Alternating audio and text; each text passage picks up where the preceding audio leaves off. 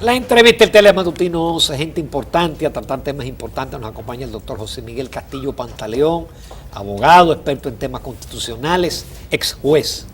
Buenos días. Muy buenos días y muchas felicidades a ustedes. Muchas gracias. Hoy es el Día de la Amistad y del Amor. Con corbatas rojas. Claro. Sí.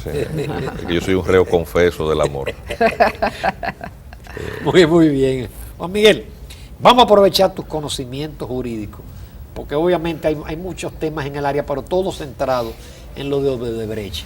Es decir, hemos visto recogiendo firmas, pidiendo un fiscal especial, independiente, y que además la Organización de los Estados Unidos tenga participación. De las Naciones Unidas. De las Naciones Unidas. ¿Esa figura es posible, es factible en la República Dominicana? Mira, voy a tratar de ser lo más técnico posible, porque esto está en unas condiciones que si tú dices una cosa u otra, siempre hay quien entienda que hay un interés. Sí. Voy a ser, por lo tanto, lo más objetivo posible. El armazón jurídico del Estado Dominicano, en la parte institucional que tiene que ver con lo judicial, no establece la posibilidad, no hay posibilidad alguna de que al margen del Ministerio Público puedan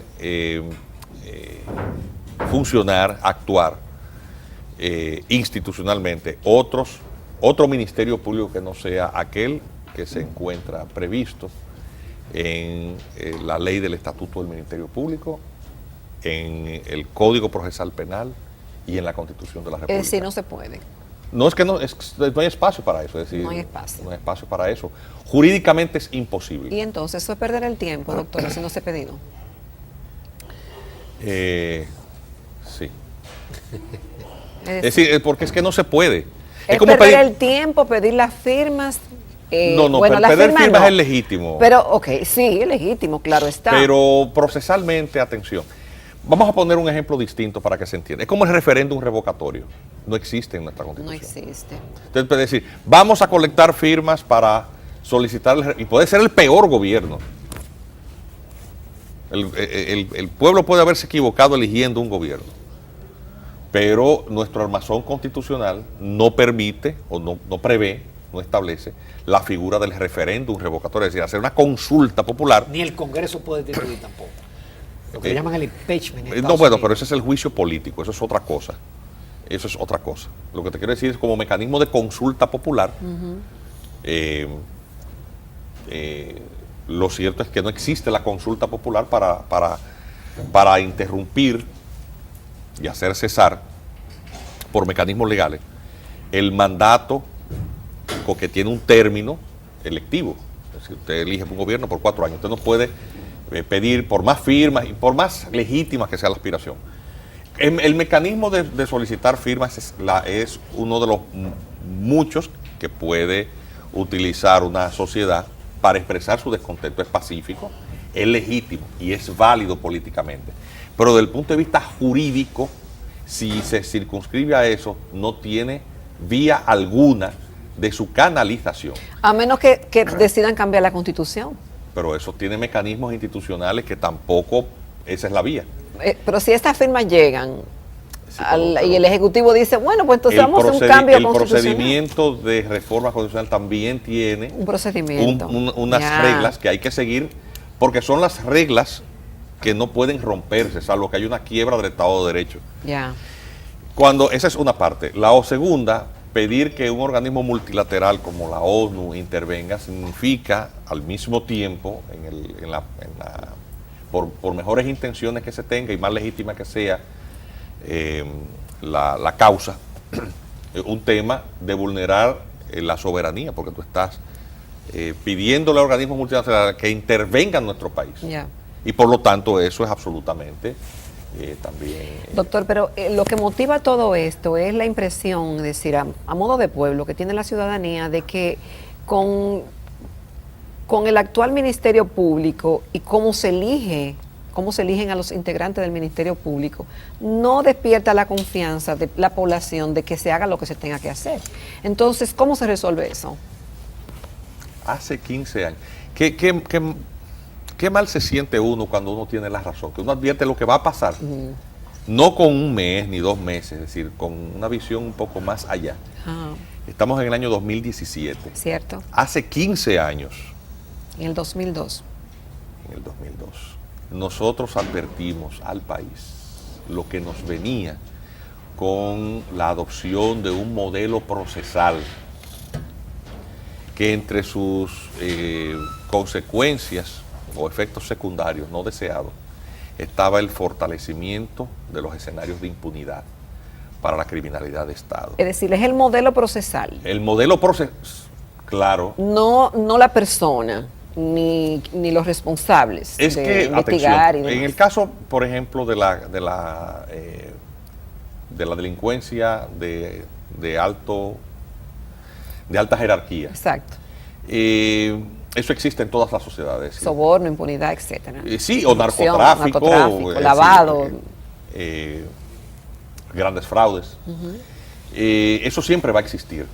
Siempre ha existido en todas las sociedades, porque eso es parte esa es la parte oscura del ser humano. El ser humano delinque. Nosotros partimos de un principio de buena fe, pero lo cierto es que la maldad existe. Claro. Y pues hay gente que no respeta las leyes. Pero obviamente, aunque en términos teóricos todos somos iguales ante la ley, lo cierto es que hay algunos que somos más iguales que otros. y los otros que son en principio y nominalmente iguales, pues si controlan las estructuras de poder, las ponen a su servicio. Y detrás de la construcción de esas estructuras de poder se encuentran también el reforzamiento para su fortalecimiento, sostenibilidad y permanencia, lo más prolongada posible. Se modifica la estructura legal para garantizar eso. Y uno de esos mecanismos, lógicamente, es el rediseño del aparato represivo, para decir quiénes son los que van a ser actores del sistema judicial y que pueden actuar contra el poder. Y luego... ¿Qué pesa más, doctor? ¿Eso o el proceso? El proceso. Porque el juez está obligado a la ley. El juez está ligado a la ley y está ligado a un procedimiento. El proceso pesa más que el recurso humano. Indudablemente, porque vamos a poner un caso de un atleta, Usain Bolt. Usain Bolt es el atleta más veloz del mundo. Más veloz. Un hombre de unas condiciones, un atleta que parece un superhombre.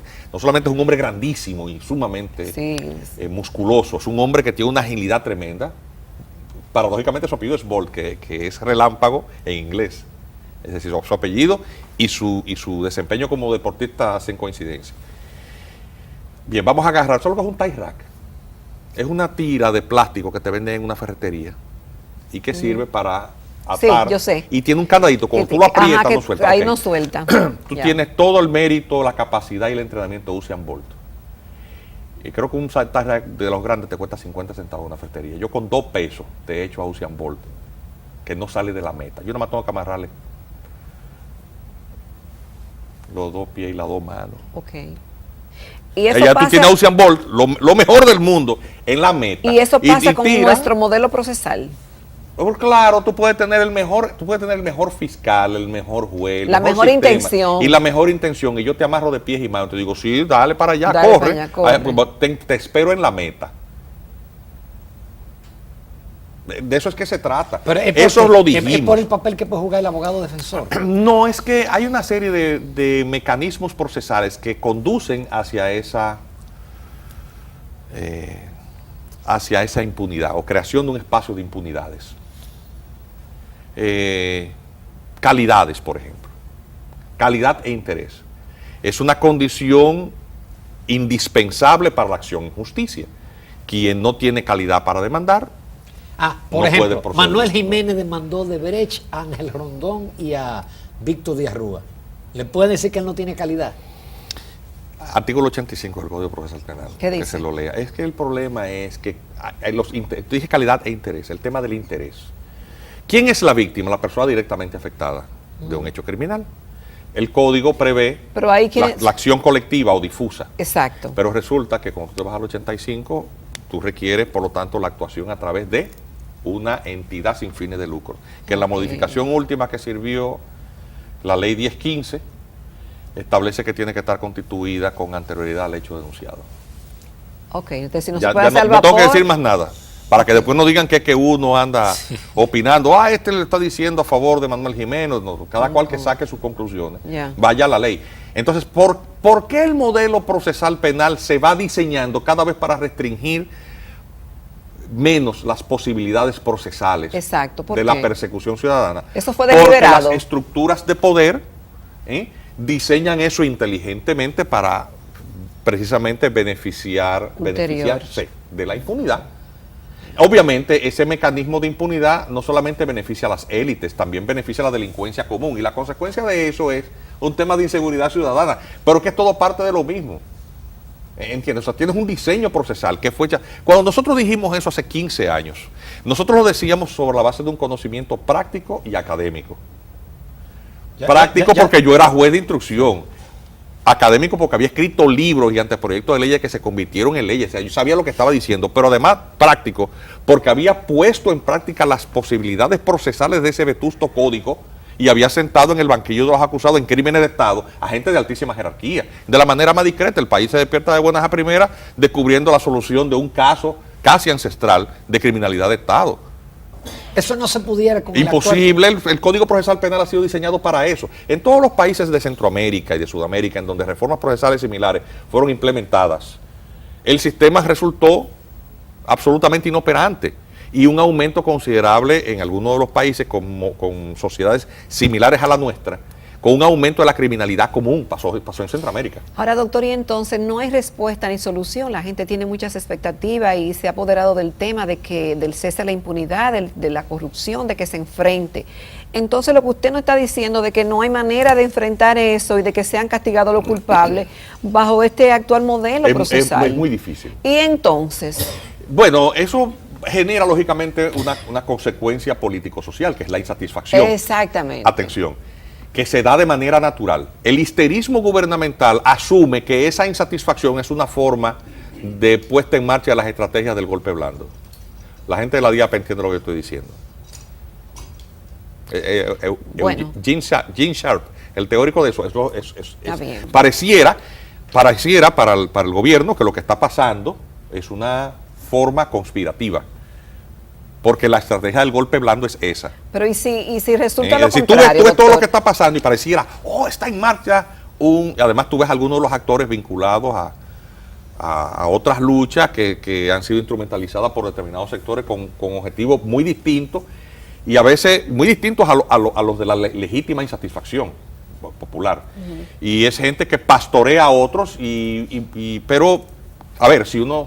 Yo estoy hablando medio enredado, pero lo estoy haciendo a propósito para que el que quiere el que sabe entender, que entienda lo que estoy diciendo. Ahora, doctor, y los demás no me malinterpreten. Esa insatisfacción que produce cualquier cosa, cuando tú tienes mecanismos de lucha política, tú lo potencias para ponerlo al servicio de otros fines. Yo no estoy diciendo necesariamente que eso sea lo que está pasando, pero el histerismo gubernamental entiende eso. Entonces, yo estoy llamando la atención a los dos, al gobierno y a los ciudadanos insatisfechos. Las cosas hay que conducirlas bien, pero fundamentalmente estar atento a quién las conduce. Porque si no, te pastorean. Y hay mucha gente, principalmente la que es un poco más despierta y más despierta y más ilustrada, que ve con un poco de escepticismo algunas cosas. Simpatiza en el fondo con ellas, pero tiene escepticismo. Porque obviamente esas cosas acontecen, esas cosas pasan. Exacto. ¿Entiendes? Y en el camino que nos queda, pues lo peor de lo peor, porque tenemos la impunidad, pero tenemos procesos que a veces no terminan conduciendo a ningún lado. O sea, cuando tú ves la insatisfacción, por ejemplo, en el caso de Venezuela, la insatisfacción que había contra los partidos ADECO y COPEI, ¿en qué terminó? En un gobierno de modelo socialista tan corrompido como el anterior, pero distinto, porque ahora resulta que el chavismo también estaba en lo mismo.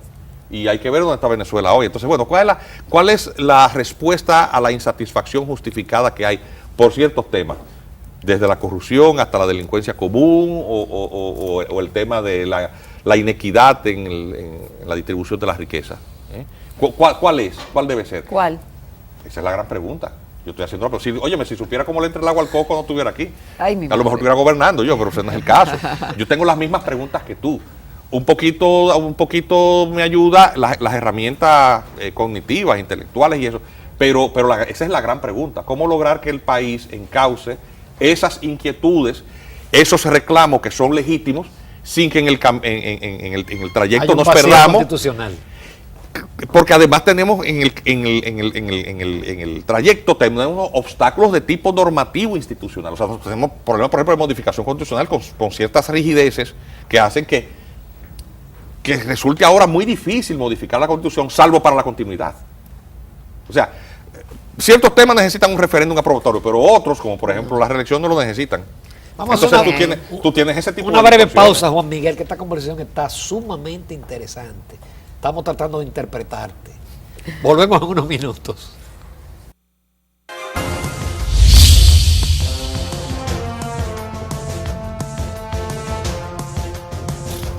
Continuamos esta mañana en Telematutino 11 conversando con el doctor Juan Miguel Castillo Pantaleón, abogado y ex juez. Doctor, hay un acuerdo que ha firmado la Procuraduría con Odebrecht. Lo que se conoce es que la República Dominicana como país va a ser resarcido con el duplo de lo que se supone recibió como soborno. 184 millones de dólares para un pago en 8 años. Hay todo tipo de comentarios de hasta dónde va a llegar eso, de que si procede, si va y quiebra en el camino, si eso incluye impunidad a los que están imputados en el caso y qué pasará si salen los nombres y después que el acuerdo esté firmado. Es decir, muchas interrogantes y mucha incredulidad, sobre todo de la gente que aunque no se conoce el acuerdo, que pudiera tener de beneficio para el país. El marco jurídico, porque qué cosa, como no quiero proyectar la imagen, porque no tengo hacha que afilar. Yeah. Comparto con todo el resto de la sociedad la indignación y mi rechazo a la impunidad, a cualquier nivel. Y abogo y exijo transparencia en todo lo que tiene que ver con el manejo de fondos públicos. Pero yo estoy como abogado sujeto a la ley. Y en esto lo que voy a limitarme es a señalar qué es dónde están los referentes legales, porque tampoco voy a ponerme a recitar de memoria, porque no me las sé de memoria las leyes, pero sí por lo menos puntualmente dónde está el marco jurídico procesal para que este tipo de cosas que se ha anunciado, pero que yo desconozco en sus detalles, porque yo no he visto el acuerdo, nadie lo ha visto. Nadie. Sabemos que se va a homologar. Sabemos por una información del día de ayer que fue sometido a un juzgado de la instrucción y que fue devuelto porque no habían sido demostradas las calidades de quienes iban a suscribirlo, el acuerdo, o quienes lo habían suscrito. Sí. Pero de estos datos muy puntuales y muy magros, porque es poquito, pues yo puedo presumir que lo que ha acontecido es que el Ministerio Público ha aplicado un criterio de oportunidad y una suspensión condicional del procedimiento. El criterio de oportunidad es uno de los peores defectos que tiene el Código Procesal Penal, es la monopolización de toda forma de persecución de infracciones que ahora se llaman de acción pública. Antes todas las infracciones eran de acción pública. Ese es un invento del Código Procesal Penal. Es decir, usted podía querellarse de manera directa en caso de que el Ministerio Público, la inercia no la pudiera vencer y actuase con una pasividad sospechosa, siendo un funcionario como lo es dependiente del poder político. Usted podía antes apoderar directamente un juzgado de instrucción con un apoderamiento directo. Una querella, ¿te recuerdas? Sí. La denuncia querella. Bueno, eso no se puede ya. Entonces, todo eso significa la monopolización en manos del Ministerio Público de eso. Los defensores del Código dicen que no, que eso no es así, porque tú tienes la acusación alternativa, pero realmente eso son pamplinas. El monopolio de la acción pública está en manos del Ministerio Público. 1. 2. El marco jurídico del que se ha hablado, en el que concurren los hechos denunciados, es el de la Ley 44806 de soborno, que introdujo una modificación tácita al Código Penal en cuanto a la figura del soborno. En el Código Penal se llama soborno y cohecho, dependiendo de quién es el sujeto activo y pasivo de la dádiva. El que da es el sobornante o sobornador, y el que recibe es el funcionario que incurre en cohecho. En la Ley 448 pues se sintetiza en un solo término, que es soborno. Son sobornos los dos. Entonces hay una escala de sanciones para el que recibe y para el que da, y dependiendo de quién dé, si es persona física o moral. En el caso de las personas morales, las sanciones que hay, porque las personas morales tú no las puedes meter presas, son las de suspensión de la actividad hasta 5 años, la intervención de la persona moral y el pago del doble o duplo de la suma entregada a manera de soborno o coima. Entonces, bueno, volvemos otra vez al principio de oportunidad. ¿En qué casos el Ministerio Público puede prescindir de la acción pública? Bueno, cuando no haya una turbación del interés público que sea grave. Y obviamente eso tiene, ¿qué se entiende por esa turbación grave, esos aspectos que limitarán al Ministerio Público? Y hay una precisión que fue introducida por la ley 1015. Entre ellos que la sanción del hecho no debe ser castigada con prisión mayor de 3 años. Entonces, bueno, la ley de soborno plantea sanciones de más de 3 años, sí, pero ¿para quiénes? Para personas físicas. ¿Quién es que ha confesado el soborno? Una persona moral. ¿Cuál es la sanción de la persona moral? Ya obtiene la respuesta. Ay, Dios mío. Entonces, claro. Pero eso no libera a los sobornados. Atención. Entonces, ¿qué pasa con el criterio de oportunidad? Cuando tú aplicas el criterio de oportunidad y tú homologas eso, le llaman suspensión condicional del procedimiento, eso está en el artículo 40 y siguientes. ¿Cómo se hace eso? Se va a llevar a donde un juez de instrucción el acuerdo que implica prácticamente un cumplimiento voluntario de lo acordado, en este caso el de la sanción. Yo acuerdo que me intervengan hasta por 8 años, porque van a pagar a plazo. Sí. Y pago el duplo, bueno, pues es un cumplimiento condicional de la sentencia máxima que podría ser impuesta. Bueno, que una de las consecuencias que tiene esto es, primero, que eso fue una de las reformas introducidas por la ley 1015, que eso aprovechará a todas las demás personas que estuvieran vinculadas al hecho. Esa parte la saltan quienes explican y justifican el convenio de lo bueno que es. Entonces, eso es bueno también que se sepa, eso está ahí. Ustedes se buscan el artículo 40 y siguiente y saquen sus propias conclusiones. Y la extinción de la acción pública. La extinción porque el acuerdo, de la acción sí, claro, pública. ese está entre las causales de extinción podría de la acción implicar pública. confidencialidad parte de Odebrecht. No, porque una vez el documento es homologado, es público, porque es una decisión de un juez. Ahora, doctor, No, la confidencialidad no tiene nada que ver con este tema sino pero si, hasta ahora es confidencial porque no sabemos lo que dice en detalle. Si de Brasil, pero una vez Brasil ofrecen los nombres de los sobornados. Pero es que si ya tú tienes un acuerdo homologado, eso tendrá una consecuencia. Si tú quieres, a partir de ahí habrá una discusión de si procederá o no procederá, pero el efecto es inmediato. Y los efectos del archivo, eso lo buscan por el artículo 36 del Código Procesal Penal, los efectos. doctor. Ya, o sea, yo estoy dando un dato jurídico preciso. No es que yo me sienta ni cómodo, ni lo que más le guste, ni lo que más me disguste, porque yo estoy como abogado atado a la ley. Yeah. A ver, el nivel de credibilidad o de seriedad de un profesional en estos temas, cuando es consultado por un medio de comunicación, tiene que ver con apegarse estrictamente a lo que hay y no traspasar sus deseos personales o sus intereses personales a lo que dice, porque también el abogado se convierte en una bellonera que toca la melodía por la cual le pagan. Entonces, obviamente, el nivel de credibilidad y respetabilidad de su opinión decae. Claro, porque yo puedo opinar lo que me mande a decir mi cliente, ¿verdad? Pero obviamente la gente sí se da cuenta. Y siempre aparece un avispado que se da cuenta y dice lo que está diciendo no se corresponde con la realidad. Y eso está ahí.